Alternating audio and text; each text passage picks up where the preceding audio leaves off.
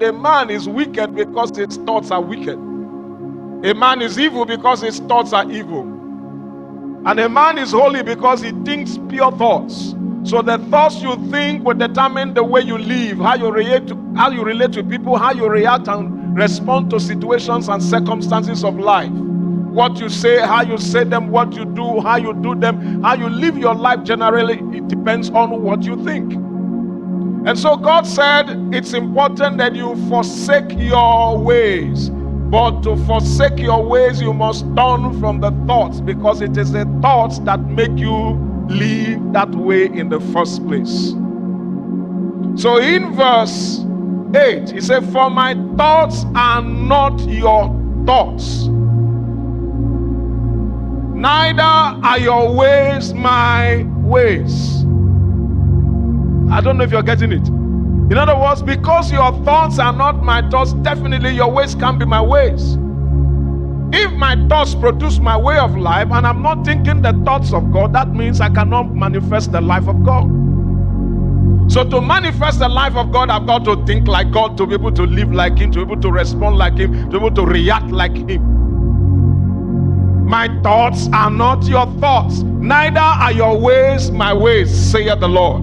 And then God shows us the distance between our thoughts and His thoughts. He said, "For as the heavens are higher than the earth, so are my ways higher than your ways, and my thoughts than your thoughts." In other words, the kind of thoughts you think are so far away from the kind of thoughts that I think and I want you to be thinking. So for you to live my kind of life, you've got to think like me. You've got to think my kind of thoughts. So for a man to have a changed life, he has to change the way he thinks. Now, some of you have been beating your children and disciplining them, trying to correct them. The truth is that our children need instructions. Our children need somebody to open their eyes. You need to educate them. You need to speak to them, because when they get it right, then all those actions will change. Until a man's thinking process is altered, he will continue to manifest the same thing. Now, let me show you in the New Testament what the Bible taught us, so you can see that both Old and the New agree on the same subject. Ephesians chapter 4. I'd like to read from verse 22 to 24. Ephesians chapter 4. This time I'm reading the NIV. It says, You were taught with regard to your former way of life to put off your old self. That is, forsake your wicked ways. Forsake your old life. Turn from that ungodly life you were living, which is being corrupted by its deceitful desires. Those desires that you have, he said, they are deceitful.